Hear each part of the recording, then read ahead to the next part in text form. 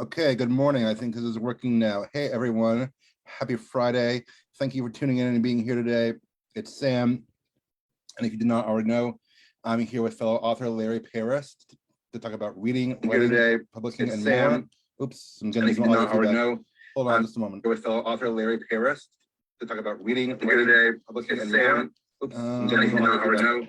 Hold on. With fellow author Larry Paris to talk about reading, writing, today, publishing, and Sam. Okay, sorry, technical difficulties. Okay, are you still there, Larry? I'm still here. Great. Okay. Yeah, I had my window open in another window. Okay, let's try again. Thank you for being here today. Once again, I'm here with Larry to talk about reading, publishing, and more. Hello, Larry. Thanks for being here. Good evening or afternoon. We've actually been trying to schedule this for a while. And you had some things going on and just other things weren't available for a while. I think we've been trying since like what, November or something. So we finally got it scheduled now. I mean, it's Friday the 13th, so hoping nothing goes wrong. It's still possible. If that audio feedback at the beginning was the worst thing that happens, then I'd say we're in good shape. But yeah, finally got it scheduled, and I'm glad to have Larry here. Larry has written, I think a couple of novels, mostly in the fantasy genre. Is that right? I have 2 books out in the fantasy genre. Yes. I'll let you tell us about those in just a minute. And I'm very grateful that Larry has graciously agreed to be with us here today and answer some of our questions. So I have some questions prepared as always, but let's also make this an interactive discussion. If you're watching this today, if you're a fan, a reader, an aspiring author, whatever, then post your questions in the chat about reading, writing, publishing, fantasy fandom, or any of those topics, because we want to hear from you too. And I'll be honest, I'm having these interviews and such because Larry and people like him are doing what I'm trying to do. Like I'm on my journey to publishing, so are many of us, and they're, at least a little bit further on the journey. They've already done it and are in the throes of it now, and I think it's helpful for us to learn from them. So if you're on that journey with us or still trying to learn, still trying to benefit from others in the writing community, then by all means, be here, listen in, ask your questions, and we'll have a good talk. Okay, so yeah, we'll make it interactive. But okay, Larry, thanks again for being here today. And to start us off, for anyone who's not familiar, can you give us an overview of your major works? Tell us about your books, tell us what they're called, what they're about, that kind of thing, and just general overview for someone who has never read them before. I have 2 books out. They're a series of 8 books. Okay. The first one is Darkened Land. Darkened Land. And the second one is the Basaners. Basaners, okay. I'm working on the third one now. What's the third one going to be called? The series is called The 7 Towers. What's the third one going to be called? Okay. Okay. And the third book will be, do you have a title for it yet? No title, no. Okay. So 2 out of 8. Okay. Well, we'll talk more about later about what's coming down the road. But what's the premise? Can you give us the breakdown of, I guess, your elevator pitch or your marketing summary kind of thing?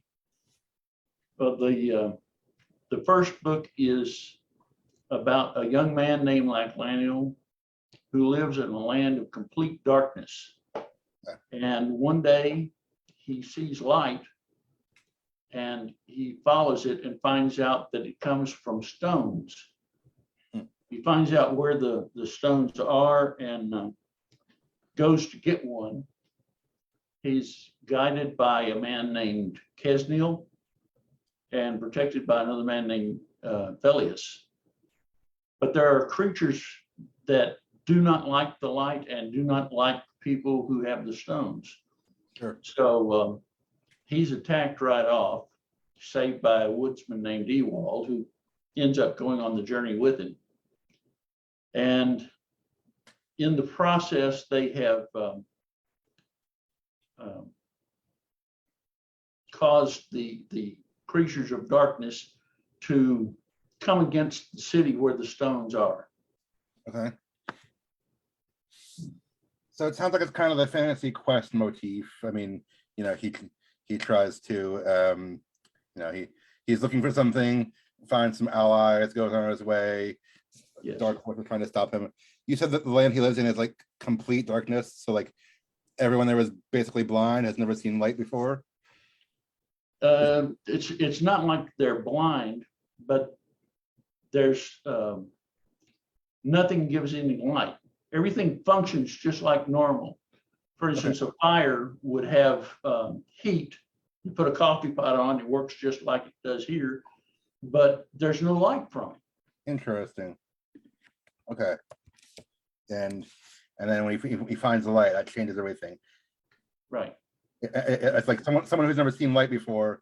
It's like, well, what is it? You know, they have no concept for it. I'm thinking of like, just for example, in The Giver, when he discovers colors for the first time, like that, like that's it's something like that.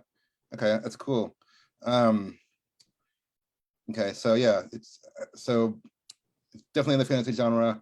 I guess there's like magic and supernatural elements too. Is that right? Or kind of like that?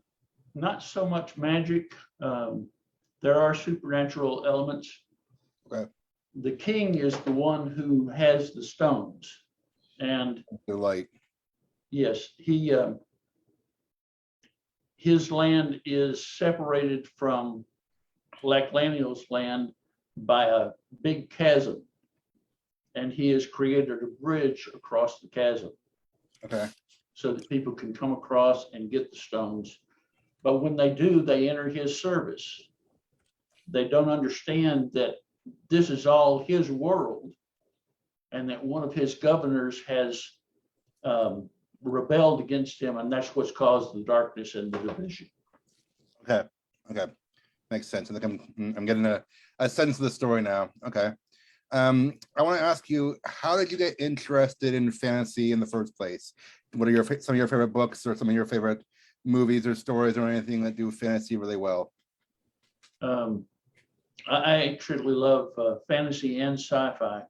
So do I. Hey, great combo. I have watched a lot of sci-fi movies and read sci-fi and fantasy. Basically, I started writing in college.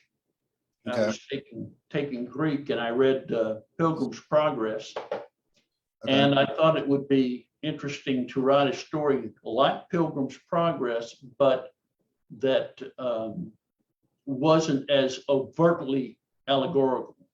Something a story that people could read without delving into the allegory and symbolism.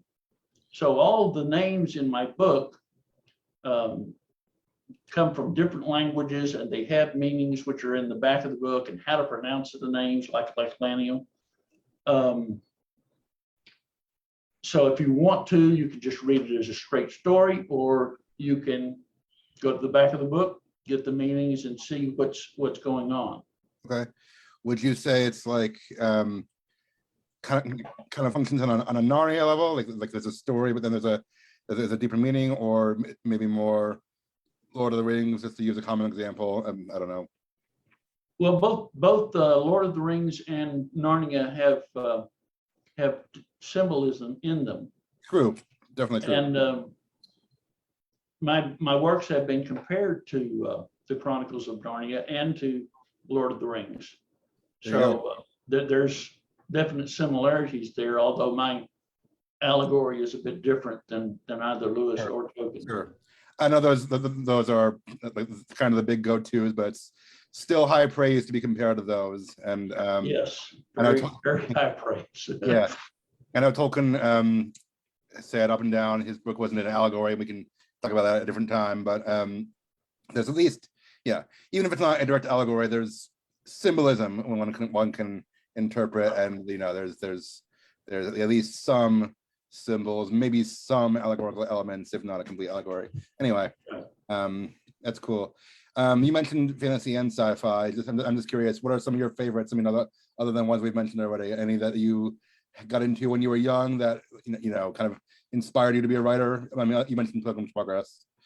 I don't know that it inspired me to be a writer so much, but one of the first sci-fi movies that really grabbed my attention was Forbidden Planet. I love Forbidden Planet. Not familiar.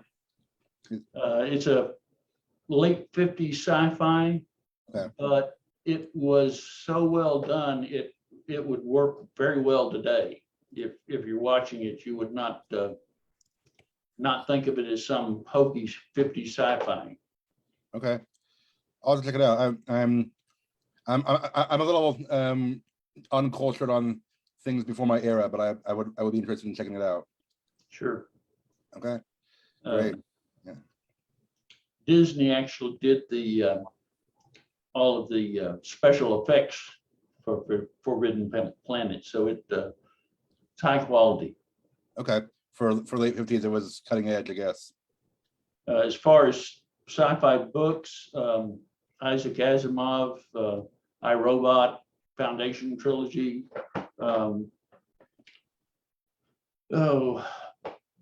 Robert Silverberg has an anthology of short stories that he edited by various sci-fi writers. That was a influence on me as well. I read that when I was in high school. Okay. And of course, I've read like Arthur C. Clarke. I'm not that into him, but I mean, he didn't influence me that much. But again, if you're going to be into classic sci-fi, I mean, Clarke and Asimov are top names. I mean, whether they're your personal preference or not, you got to acknowledge that they're some of the greats or some of the big ones. right. Yeah, just like Tolkien is for our fantasy and such. That's cool. Did any of these like consciously influence your writing, or more so just they were kind of in the background that made you want to tell stories? They were pretty much in the background. Sure. You know. That works a lot of times. Okay. I actually started a story that was similar to the Darkened Land. Like I say, when I was in college, that was 1975. And I had about 100 pages on that. And it's somewhat the basis for the Darkened Land, but there's nothing in it that's in the Darkened Land, so it's different. Sure. You know, something you said gave me an idea. I just want to take a quick tangent, but you said you wrote kind of maybe a prototype version of this story when you were in college. And when was the Darkened Land published? Darkened Land was published in 2018. So like 4 years ago. Yes. And between 1975 and 2018, that's like 40. I'm gonna do the math on that, like 40 years. So Yes. a little over 40 years. I started the second one in the 90s. Okay. So it's been the Darkened Land has been in the works for 25 years. That's awesome. And you've persevered. Yeah. For inspiration for people who are writing books, don't give up on it, because I wrote like 30,000 words, and that was over just a few years, and then didn't pick it up again until 2017. Okay. Yeah. And published it in 2018. That's kind of the point I wanted to get at when you were just saying the timelines. I mean, I know a lot of us think like we have to make it by a certain age. I was hoping to be finished with my novel by now, and here I am. I'm almost 32. I mean, I know that's young compared to a lot of people, but some of us who are younger think like, oh, I'm past a certain age. But no, I want to encourage myself and encourage everyone out there. Like lots of your favorite artists and writers did not get their star or their big break or whatever until later in life, because it's about playing the long game. It's about perseverance and all those things. And I listened to some marketing business gurus, and they say things like you still have like years of decades of life ahead of you. You don't even know about it. At least to people of a certain age. And so I guess the point is, your life hasn't begun yet, and you still need to persevere and do your thing. So that's kind of what I was taking from that. Is that would you say that's right? Yes. The life happens. It's like right now, I started the third book back in November. Okay. And I've got about 3,000 words on it so far because my dad died. There's just a lot of stuff, a lot of life that has happened between here and there. Yeah. Can't plan for that. Yeah. So, if that happens, just set it aside and come back to it. That's the thing. Always come back. And when you're writing, try to write something every day. That's good. Write something every day. I'll take that to heart. This isn't about me, but my main story I'm working on, I wrote the first draft over 10 years ago. It was like 2010, 2011. Put out a hasty self-published copy in 2012. Did nothing with it for a while because life was busy and I was teaching and in school and stuff. Then I picked it up again in 2017. And I've been trying to revise and work on it and make it good since then. So like it's been over 10 years for me, and I'm still not. I mean, I wasn't working on it actively that whole time, but I'm still on my journey. I still haven't arrived yet either. So yeah, and I'm still picking it up again and going back to the work and working on it. And day, hopefully each week I'm trying to, but yeah. Yeah, writing is a process too. I mean, my book was published in 2018, but that was the first edition. The second edition, which is more or less the final form, came out in 2019. Okay. Because I was totally new to writing and editing and publishing, and I made a lot of mistakes. Sure, we all do, and yeah, no one's first draft is amazing, generally speaking. So that's part of why we need perseverance, and they say play the long game and things like that. Right. So no, that's important. Thank you for sharing. Thank you for the encouragement there. Yeah. Okay. So we talked about influences on your writing and such. This is I guess back to the other topic. I was just going to ask you, what are you reading right now? Anything interesting that you're reading that's caught your attention? The last few years, I have had real difficulty getting into anything. I've got a couple of books that I've started, and I'd really like to finish reading them, but I haven't read anything in months. Part of that is the life that happened that stopped the writing, also stopped the reading. I was going to ask if that was just because of time management, or just because you haven't found anything that interests you. But is it more so a timing issue, you think? Yeah, it's timing. Yeah, I have plenty of time on my hands. It's just getting back to it. Sure. Well, and I mean, they do say you want to be reading stuff and read what's in your genre, but I mean, when you're focusing on writing and you're creating instead of consuming, it's good to do a little bit of both. But I'd say if you're focusing on writing, that's where you want to be when you do have free time. So that's good.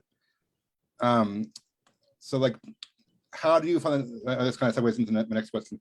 How do you find the time to write? I mean, do you work during the day? Do you have I'm sure you have other things to occupy you. How do you find time? I'm disabled and retired. Okay, I wasn't sure. So I have plenty of time on my hands. I do have other things that interfere, cleaning the house, all those things that everybody has to do. They get in the way of the writing, but there's plenty of time for me, compared to other people. Are you someone who has like a set schedule, like you have to write in the mornings or the evenings you do your best work, or is it just kind of whenever inspiration strikes you? It really doesn't matter the time of day. Usually I don't write in the evenings, but that's flexible too. Sure. Normally when I'm starting a story, it's difficult to get moving. That's one of the hardest parts of writing for me. It's not that I don't know the story or what's going to happen, but getting it rolling is slow. Once I'm into the story, then it starts to pick up, and I do a couple of thousand words a day, sometimes more. I really get into the story. Sure. So basically, it sounds like starting off a new story is tough for you. There's an element of writer's block, I guess. We all have some of that. But once you get into it, you're doing better, or you are more consistent, maybe. Yes, it's getting the story moving, the different threads, getting the different threads of the story started. Once they're all moving, then you move from one section to the other. You've got one character that's over here doing something and another character that's over there doing something. And so you're switching back and forth. And I don't know, that seems to help me keep things rolling. Okay, good. I was going to say some people can find that distracting when you have multiple perspective characters and you're switching back and forth. But for you, it's like that's where the action is different things happening from different perspectives. Is that right? Yes, It's kind of my writing is it's like I'm watching a movie. And meanwhile, back at the ranch, somebody else is doing something else. So, it just flows from one scene to another. That's good. Once you get into that flow, that's what helps you. That's what you need. Okay. So I asked that question about time management or about finding time because like I've asked people before, what's the hardest part of writing? And almost everyone's first thing they say is finding the time.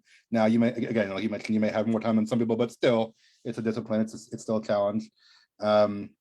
But beyond that, like beyond just finding the time or just motivating yourself, I guess when it gets down to like the craft of writing or editing, what would you say is a struggle for you or the hardest part, or just maybe one of your biggest issues with the hardest part is beyond getting started is marketing. I do not market well. I had some questions about marketing a little later on, and we can segue into that. But what's been hard about that for you? Just finding something that works. I've done virtual book tours, and that worked pretty well. But emails and blogs and a lot of that just hasn't generated any interest from anybody. Okay, and that's also playing the long game. They say like you have to. I'm on that journey too, so I haven't arrived yet. But they say you have to put out your content and be consistent with it, and people will come eventually. Mm-hmm. I mean, most of the time you don't get the following overnight. That takes time too. Right. Are you self-published? Yes, I am. Okay, so you don't have any. Yeah, there's no publisher or anything that will help you market. Well, even these days, a traditional publisher I think wants you to do at least some of the marketing yourself. It's just if it ever was, and gone are the days where you just turn in your book to someone and they sell it for you, basically. I mean, right.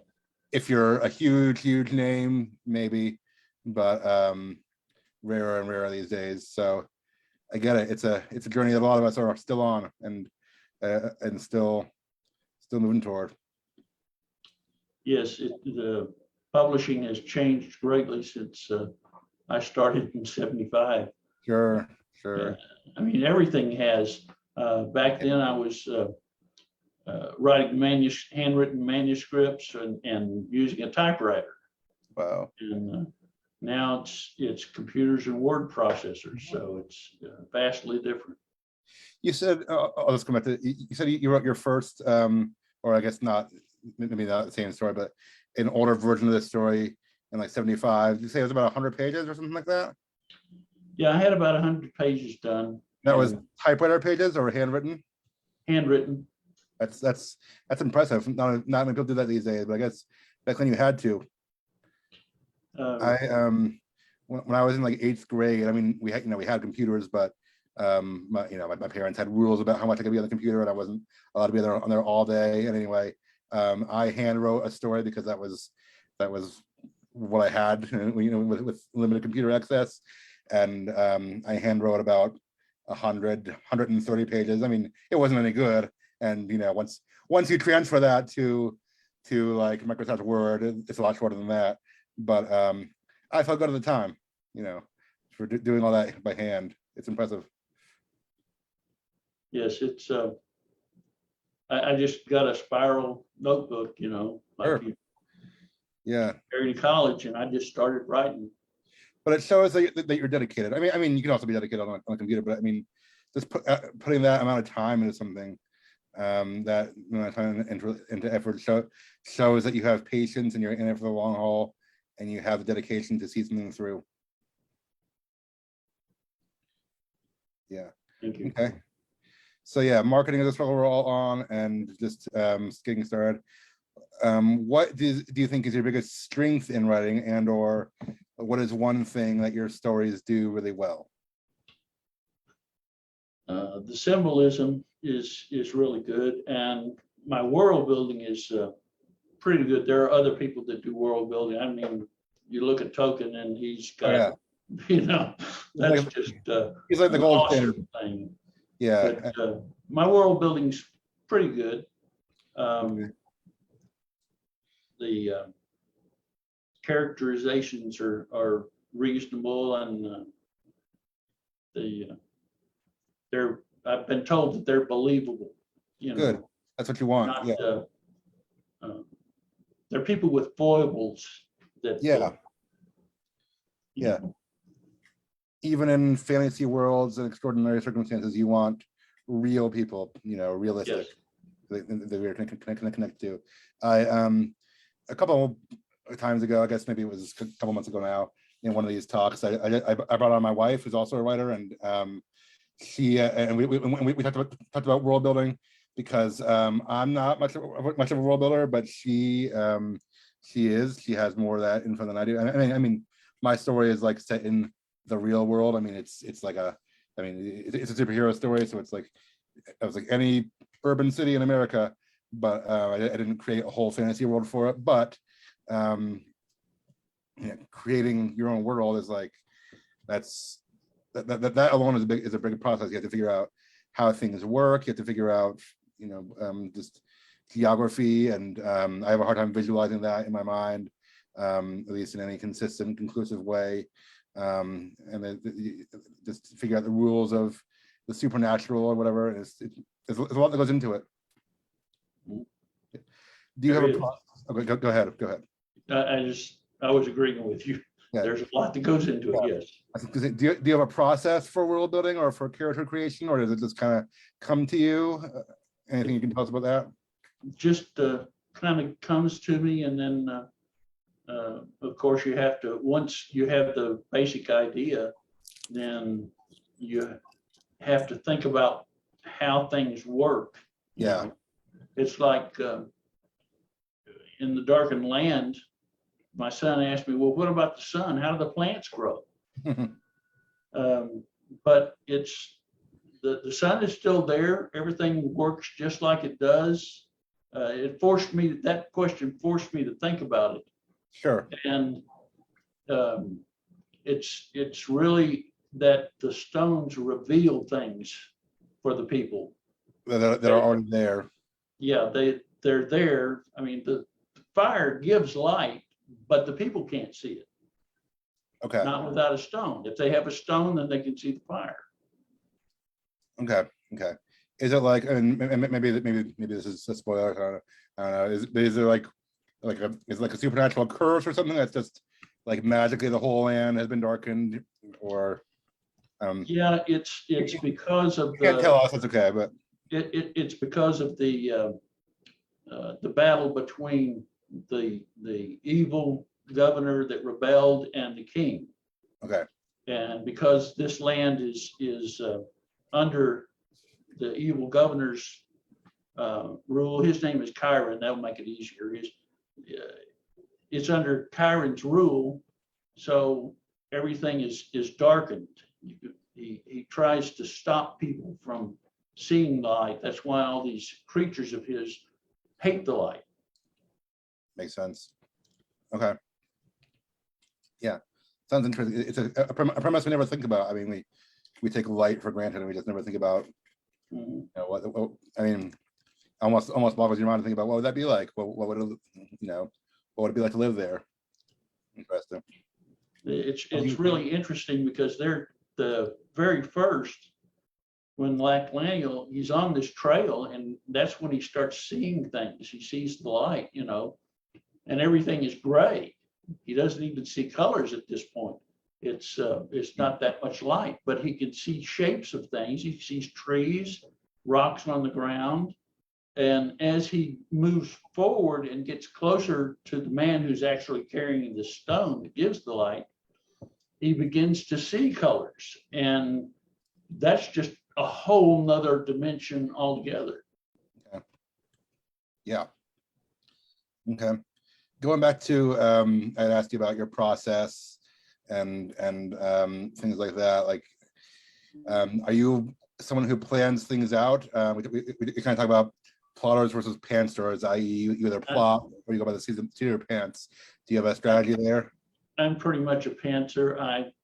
I know where the story is going in the end, and I know the beginning, but there's no real plotting to it. The middle is what gets you. Yes, it's open to twists and turns. Sure.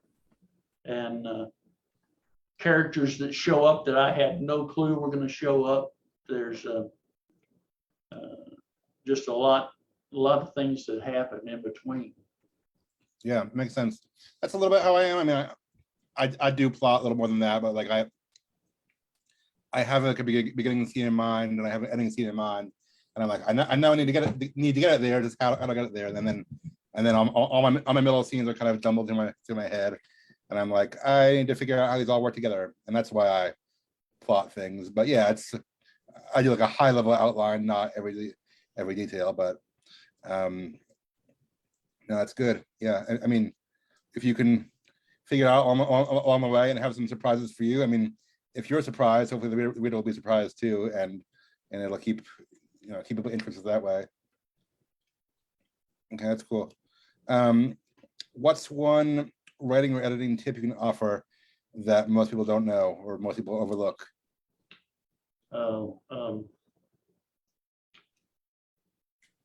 Spend the money. That's the tip that I would say. Spend the money. On what? I'm like I say, disabled. I'm on Social Security. Okay. Very limited income, but you're chasing your dreams. I spent the money for the cover.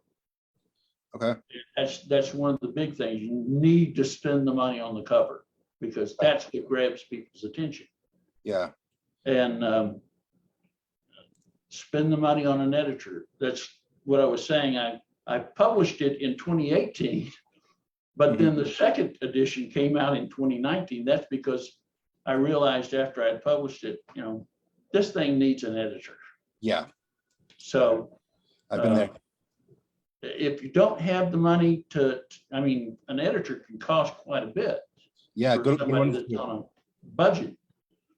But most editors will work with you. Mine, I would send her 1,000 words and $100. Wow. And she would edit that, send it back to me. Then I'd send her another whenever I had another $100. How many words is your book, can I ask? 90,000 roughly. Yeah, that's a lot. That's a lot of money over time. Yes. 9,000. Yeah, I know. I mean, I'm not saying that's unreasonable. I just I've looked at prices for editors, and it's in that range, and I'm like, I don't have that money to spend right now. Yeah. So I haven't figured out the solution to that. I did say that wrong. It's like $100 for 10,000 words, not 1,000. That would really be expensive. But still, yeah, I was like, that does seem a lot, but still, like 10,000 words. If your book is 90,000 words, that's what, $900. Yes. Which is no small chunk of change for most of us, and unless you're independently wealthy already. But I don't think most of us are in that boat. So yeah, I've wanted to do that. I haven't gotten there yet. I am a professional editor in my day job. I work for a nonprofit as an editor, so there is self-editing and there is beta reading, but Sure. you know, you don't, I mean, even self-editing, you don't catch everything. And a beta reader is helpful, but usually isn't as thorough as a professional, excuse me, as a professional editor. So no, that's important. I The would other like, thing yeah, that I would say, and I don't have an answer for this, but getting sure. reviewers is very hard. Okay. So How, for all those readers out there, if you buy a book and you bought it on Amazon, go to Amazon and put a review on it, even if it's just a few words. that's good. That's good. It really helps the authors out, doesn't it? It's like somebody said, it's like tipping the waiter. You know, you're in a Yeah. restaurant and he's serving all this good food to you, and you tip him. Well, a review is a tip for an author. Helps more people find you, and helps get the word out. I have a website, larryparisbooks.com, Mhm. and you can go to my store there and find books and a couple of other pieces of merchandise. I'm trying to build that, but you know, it's slow. Sure. Or you can find me on Amazon. It's also available with Barnes and Noble, and available through Books to Read. Okay. I have a link for that is on my Facebook page, Okay. which is Larry Paris Books on Facebook. Okay. Good deal. Yeah, I was going I to ask you. also have a fan page for the books on Facebook for discussion, but nobody showed up yet. Is that the I know you have Larry Paris Books, which is for you as an author. It's like Yes. it's not your personal account. What do you mean? What do you mean a fan page in addition to that? It's just a page. Like a group? Okay. Yeah, it's a group on Facebook to just discuss the book, you know, different aspects of it or whatever the symbolism and stuff. But like I say, nobody showed up there yet. So It's hard to keep putting out new stuff. I mean, I struggle with that with my story, which isn't even finished yet, or I mean, I've got a full draft, but it's not edited. I'm like, I want people to discuss it, but like, it's, you know, who's read it and who's going to read it, and I guess that's why I started putting out other content for writers in general. But yeah, it's tricky. It's, you know, I was very spoiled when I up. started writing in 75. I had a friend that I was letting read it as I wrote it. And she was like, and next, you know, come on, let's keep writing here. Mhm. But so it's very nice if you can have somebody like that that just is really into what you're writing, Yeah, but they're really hard to find. we've had a community group. I mean, you're part of my writers and QA group on Yes. Facebook. That's how I found you. So I mean, an online community helps too. We've also had it in the past. We've had an active in-person community. We don't really anymore because we've moved away and the community kind of fell apart. And we've tried to start it again, but hasn't got off the ground right yet, really. But yeah, it's, you know, it's hard but worthwhile when you can find people who are invested in your story like that. Right. Yeah, and I know it's, you know, again, like a lot of things, it doesn't happen overnight. It's still a journey for many of us. You know, even those of us who are published and such. I mean, you know, you're still trying to get out there too. You're still on the journey, and you know, I know we all want to feel like we've arrived. Maybe we just don't arrive, but just keep moving and keep climbing and keep trying harder. And maybe that's the lesson from today. Yes. The lesson. Okay. Well, we've touched on some of this already. I was going to ask you about your publishing process and things like that. You said you did self-publish. I guess, how did you know which path was best for you? Did you ever try traditional publishing or want to, or did you just kind of go self-publish from the beginning?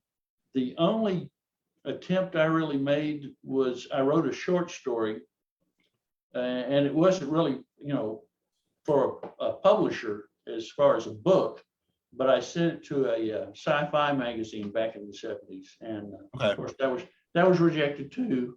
I didn't, I just don't have a really good feel for traditional publishing. It's so hard to break into it.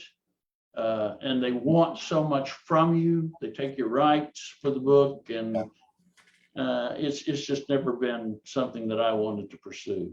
It seems like I mean I'm not I haven't done it successfully yet either. So I'm not speaking from complete personal experience, but it seems like it's harder to get into these days than it used to be, whereas self-publishing is easier and easier for a lot of people. Yes. I mean, yeah, you have to do your own marketing and self-promotion, which is a struggle, but anyone can do it in theory. Right. Okay, that's cool. Would you recommend that? Like recommend self-publishing for new upcoming aspiring writers? Yes, I really would. I really enjoy the publishing process, the writing and editing and the whole smear. If you get yourself a good editor, and I've just stumbled, God was really good to me. He gave me a good person for the cover right off, and he gave me a good editor right off. So you get somebody like that really enjoys editing your book. That's something special too. Sure. Yeah, it's helpful. How did you find your editor? Did you have to ask around, or did you just know someone? I found her in one of the Facebook author groups that I was in. Okay.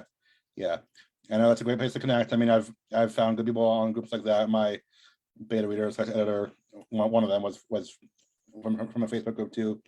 So it's yeah. I mean, social media has changed the landscape of a lot of things. It makes it easier to connect and easier to get yourself out there, except that you're also competing with everyone else. So, and how you have to make yourself worthwhile to and well, there's a point on that too, where competing, you don't really compete with the other people. You need to find your niche. Right, that's true. Where you know, you have the keywords on Amazon is like Christian allegorical epic fantasy. You know, I'm pretty niched there. Yeah, and I mean these days there's an audience for almost everything. I mean there's someone out there for almost anything. I mean you know, like yeah. I mean my book is a prose novel about superheroes, but it's also character driven. I call it a superhero drama novel, and that's not everyone's thing, and it's not going to be everyone's thing, and that's okay. You have to market to the people who it's going to be your thing, who are into that, and find your audience and like sell, if you will, to them. I've done I'm by no means an expert in marketing, but I've been trying to learn. I've been listening to marketing podcasts and stuff for the past couple of years, so I've been trying to pick up tips here and there. So I can at least in theory tell you what to do. It's putting it in practice is harder, but I know they say, yeah, find your audience, find your niche. Mm-hmm. I would say while you're finding your niche, don't restrict yourself too much. It's like, so I'm Christian allegorical epic fantasy. Well, that doesn't mean that people have to like allegory in order to read my book. I've tried to make it broad where it's a fantasy. If you like fantasy, you'll like my book. Mm-hmm. Yeah, there's always some categories, but it's just tricky to find. You know, you want to appeal to everyone, but not everyone. It's tricky. It's a balance. Yeah. I wish I had an answer for you. I mean, it's one of those things where there's no formula for doing it right. You just have to kind of try it and find what works for you. Right. Yeah. Okay. Yeah. Well, thanks for sharing that advice and that your experiences there. I know we've touched on this already. I was going to ask you things about what you've done for self-promotion or engaging the audience. I know, again, marketing is a journey we're all still on. You said you've done some book tours or virtual book tours? I haven't gone to anybody else's bookstore, just, Amazon. Did you say earlier book tours? I can't remember what you said. Books to read, Okay. which is a really neat place. It's draft to digital for authors, books to read for readers. The draft to digital part for the authors is a good place when you're finishing up and you've got to do formatting, and they have tools that you can use to format and such. Sure. And I thought you said something earlier about virtual book tour. Maybe not. I have a bookstore on my website. Okay. Yeah. Anyway. Okay. Have you done have you had to done anything with ads or just tried to build an audience? I mean, I know you're Yes, on that. I did Amazon ads, and that seemed to do a little bit. Same sort of thing. That's a learning process in itself.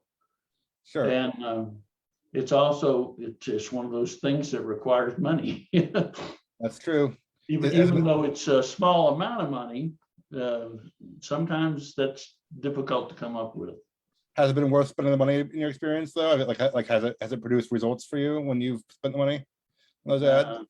Not really, but like I say, I was in a learning process there. Okay. I would probably do better at it now than I did back then. Okay. And, Yeah. I'm open to trying it again at some point. Sure. I've done that with Facebook ads, and I mean, I know there's like metrics and analytics if you're really into marketing, and I've not gotten that much into it yet. I know there's I've spent some money on Facebook ads before, and have gotten some results, but it's not always consistent. And if you want to be more consistent, you have to spend more money. So Right. So that's the trick of it there. And in order to do that, you have to usually have income or have money to spend. So Right. So there you go. But like you said, spend the money. I mean, if it's your dream and if you're trying to get out to people, then that's what you gotta do, right? Right. Okay. And if you were with a traditional publisher, you would have things like radio ads and Yeah. such. And that's where it would be really expensive. So Yeah. I'd like to do that, but just not in the budget. Again, I mean, traditional publishers, they might have some avenues for you. I know most of them these days, they don't expect, like, they do expect you to do some of your own marketing. They don't just take your book up for you and be like, we'll do all the ads for ourselves. There, I mean, they might have more resources they can help you with. Right. And they probably do some for you, but it's not as much. Or I mean, it's still not everything. Maybe not as much as it used to be, or as much as we hoped, we once hoped. I mean, again, there's that.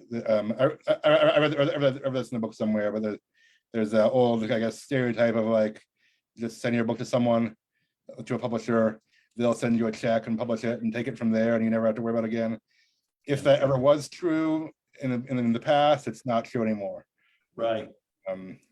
It's just, yeah. Do things that get your name in front of people and the name of your book in front of people. Yep. One of the things I'm trying right now is I've made a bookmark, and I'm trying to place that in libraries That's and cool. different places, so that it's free. People can just pick up the bookmark, and Yeah. it's got my website on it, and the covers of the books, so they can go to Amazon, look it up, or they can go to my website and pick it up. But that's a good idea. I have not thought of that yet. I have not done that. I'll have to try it out one of these times. Yeah. I mean, I imagine it's not free, but inexpensive to make a bookmark. well, it was I went to an online printer.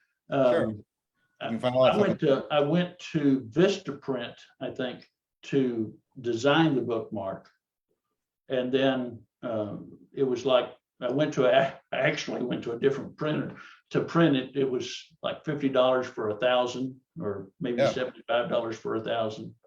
That's not bad. That's cool. Okay. A lot of us can do that. I think that's a good idea. I'll have to take that one of these days when I was in the cell. Yeah. Okay. Well, I know you've mentioned, sorry, go ahead. A lot of the online printers have ways to design merchandise. You know, you can. Yeah. I've got a couple of shirts on my website that I designed. You know, just basically one of them is just the cover of the book put in the front of the shirt of a T-shirt. You That's know, cool. so. Yeah. And that too is a marketing tool. You know, if people buy the shirt, then hey, everybody's looking at the cover of my book. There you go. That's awesome. Did you use an online printer for the book itself, like when you self-published? I went through KDP to publish. Okay. So. Oh yeah, through Amazon. Okay. Yeah. Yeah. Great. Okay. Easier than ever to do. Okay. Cool. Well, yeah, that's. I mean, that's the way to go these days, or so they say. I mean, again, it's one of the most common and possibly easiest ways to go. So yes, it is very easy. So I know you've mentioned this, or you've touched on this already, but I was going to ask, what do you have in the works currently or for the future? I know you're working on your third book, right? Right. Yeah. The series is my primary thing right now, but I do have a dystopian end times series that I want to start. I've actually got probably 2 or 3 chapters done on it, but it's on the back burner. I've got an anthology of short stories I want to do. Is that also like fantasy sci-fi stories? What's that? Are they also like fantasy sci-fi stories? Yeah, I'm not sure exactly what category I would put the short stories in. They all have a common theme. Okay. So it comes back basically to one character who is moving from story to story that he's initiating in like almost like you would be in a library and he goes from one book to another. Sure. Okay, that's cool. So he's the link between the various stories in the anthology. That's cool. Okay. I don't know, you're still in process, so like I guess I have release dates, but any target dates for finishing book 3 or any of these? Oh, I have no idea. Okay. The book I'm on now, it may be out next year sometime. You can't rush art. It depends on how much life happens between here and there. That's also true. I mean, obviously there's bigger things like your dad died that obviously messes you up and throws a wrench or two in your life for at least a time, if not a longer time. But yeah, you can't control things like that. Yeah. And it's like I said, you know, getting started. I'm in the beginning of this one. I actually have 2 of the books that I've started. And this story was moving better, so I moved it from being the 4th book to being the 3rd. And but once I get going with it, it will make time for itself because I want to know what happens. Yeah. Like once you're into it, you're like, wait a second. Yeah. You're like, I can't stop now. There's yeah. Right. Just quickly, you mentioned like it was going to be the 4th book, but now it's the 3rd. Is your story like fluid enough that you can change it around like that? Like yes. Are these like different? It's kind of like Star Trek. Okay. They had so many different writers writing the original Star Trek that you find a lot of discrepancies between various episodes. So I like to keep it, you know, I'm working on this one. That way I don't mess up. I can go back and see what happened in previous ones, But, you know, so I don't really want to work on more than one story in the series at a time. But this Yeah. one, the story was beginning to come together. And so I've moved it from fourth place to third place. And Right. So the stories are mostly like it's not like they have to be read in order or told in order but they're like self-contained maybe. yes, the stories are self-contained, No. but it's a lot better if you read them in order. Sure, but good to know for a potential reader. I mean, yeah, still probably start with the Darkened Land, but if they wanted to jump into anyone, they could, I guess. Yeah, like the Basaners, which is the second book, it has all the characters basically. Well, there are two or three that are off on their own. They're in the third and fourth book, but the characters from the first book are in the second one. So it's helpful if you read the first book to understand the characters and what's going on. Sure. Because I don't spend time reestablishing the character. You assume or you hope the reader's already familiar. Yes. Makes perfect sense. Okay, well, we've covered a lot of ground today. You've shared a lot with us. I think our time is nearing an end. So tell everyone again, where we can find you online. Like, I know you mentioned some things earlier, but like which social media accounts are you most active on, and what's the best place to buy your books, things like that? I am only on Facebook at this point. Okay. Larry Paris Books. Larry Paris Books. Yes, and my website is larryparisbooks.com. Easy to remember. And also on Amazon, right? Also on Amazon, just look up Larry Paris as the author, or look up the Darkened Land or the Basaners, and you'll find it. So the Amazon, Barnes and Noble, all that stuff. Yes. Great. Okay. Cool. Well, yeah, we've heard a lot today, and you know, I think my big takeaway at least was just the thing about, as I say, playing the long game and you know, being patient, because and being willing to put in the work over years, sometimes over a decade, because that's how it goes. And you know, some of us don't put out our first book at 30 or even 40. Some of us, you know, it can be a while, but you're chasing your dream. Right. So that's a good encouragement. So thank you for sharing that. Well, everything you shared today. Anything else you want to say for the people at home watching, listening? Check me out. Great. Awesome. Well, thank you so much, Larry. Thanks for being here today and for answering our questions and just sharing some of your experience and insight with us. So everyone watching at home, thank you for being here and listening as well, and supporting us and supporting me and Larry in that endeavor. Like my page, Samuel N. Harris, for future discussions and content for writers, or you can sign up for my mailing list at the link there that's in the event page. When you sign up, you'll get a free sample of my novel, Fractured Heroes, a few of my favorite scenes that I think you'll enjoy. And make sure you go check out Larry's work too, The Darkened Land and The Basaners, at larryparisbooks.com or Amazon or wherever you buy books, right? Yes. Okay, well, thank you so much, Larry, for being here today. Thank you all for watching. Everyone, keep writing, keep doing your thing, and have a great weekend. We'll see you later. Okay, bye. Bye.